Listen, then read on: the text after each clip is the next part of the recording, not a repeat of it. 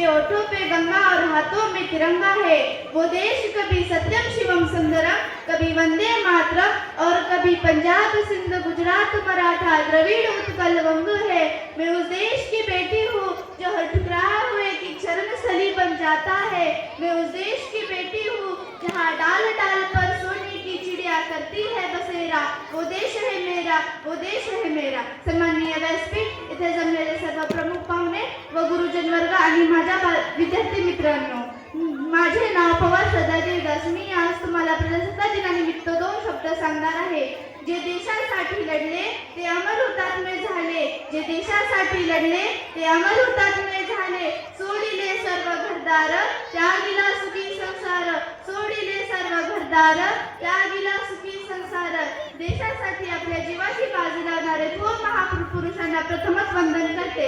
आज 26 जानेवारी 1949 रोजी आपल्या भारतातील प्रजेला सत्ता मिळाली म्हणून हा दिवस आपण प्रजासत्ताक दिवस म्हणून साजरा करत आहोत।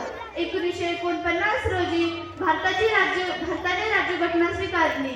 डॉक्टर बाबासाहेब आंबेडकरांनी ही राज्यघटना तयार केली। म्हणूनच म्हणते, चला करूया संविधानाचा आदर, आज ज्याने दिले आपणास जगण्याचा शिकण्याचा अधिकार। संविधानामुळे आज वेगवेगळ्या जाती धर्माचे वेगवेगळी भाषा बोलणारे लोक सुखी समाधानाने राहतात। विविधतेत एकता आहे आमची शान, आजच्या कार्यक्रम प्रसंगी आहे आमची शान, म्हणूनच आहे आमचा भारत सन्माननीय मराठवाड्याचे लोकप्रिय शिक्षक आमदार सन्माननीय विक्रमजी काळे सर यांचं आगमन या ठिकाणी झालेलं आहे। सर्वांनी जोरदार आणि कराच्या टाळ्या वाजवायच्या। 15 ऑगस्ट